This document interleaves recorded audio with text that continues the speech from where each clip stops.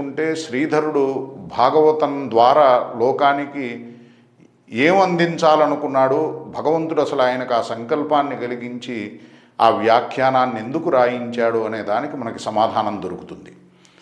అసలు వ్యాస మహర్షి అన్ని పురాణాలను అందించి మహాభారతాన్ని కూడా అందించి అట్లానే వేదాలను విభజన చేశాడు వ్యాస మహర్షి. వ్యస్యతీతి వ్యాస, మరి వేద విభజన చేశాడు కాబట్టి ఆయనకి వ్యాసనామధేయం ఏర్పడింది.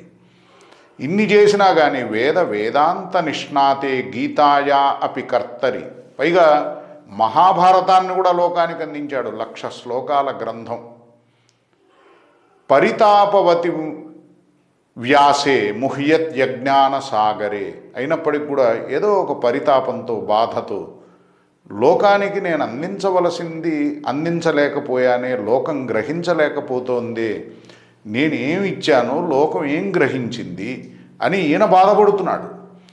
అజ్ఞాన సాగరంలో మునిగి బాధపడుతున్నటువంటి ఒక జీవుడిలాగా వ్యాస మహర్షి బాధపడుతున్నాడు. ఆ సమయంలో నారద మహర్షి వ్యాసుడి దగ్గరికి వచ్చాడు.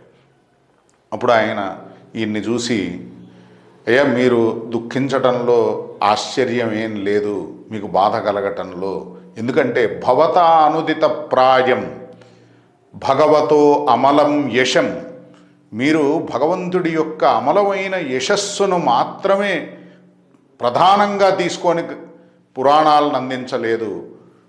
అందులో ప్రస్తావించారు, కానీ విస్తారంగా కేవలం భగవంతుడు, ఆయన నామాలు, ఆయన రూపాలు, ఆయన గుణాలు, ఆయన లీలలు, ఆయన ధామాలు, ఆయన అవతారాలు, వీటినే ప్రధానంగా తీసుకొని అందించలేదు. ధర్మమని, అర్థమని, కామమని, మోక్షమని ఎక్కువ శాతం కర్మ ప్రాధాన్యాన్ని జనులు స్వీకరించి అవి కూడా కామ్యార్థం వాటిని గ్రహిస్తున్నారు తప్ప ఏ వాసుదేవస్య మాహాత్మ్యం అని మరి మహాభారతాన్ని భగవంతుడి యొక్క మహిమను తెలియజేయటం కోసం ఆ ఉద్దేశంతో మీరందించారో, భగవంతుడి యొక్క మహిమను తెలియజేయాలని, ఆయన పట్ల భక్తిని కలిగించాలని ఏ సంకల్పంతో మీరు లోకానికి మహోపకారం చేశారో దాన్ని జనులు గ్రహించకుండా కోరికలకు ప్రాధాన్యాన్నిచ్చి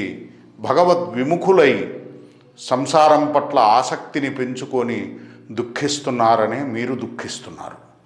కాబట్టి మీరు ప్రత్యేకించి కేవలం భగవంతుడి మీద భక్తిని మాత్రం కలిగించే విధంగా ఆ భక్తిని ప్రధానంగా చేసుకొని లోకాన్ని అనుగ్రహించండి అని చెప్పి నారద మహర్షి చెప్పి ఈ విషయాలు అంతర్ధానమయ్యాడు.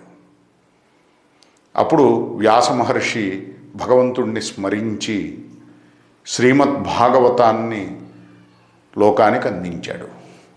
మరి ఈ భాగవతం భక్తిని బోధిస్తుంది, భక్తినే శ్రేష్టమైనటువంటి సాధనగా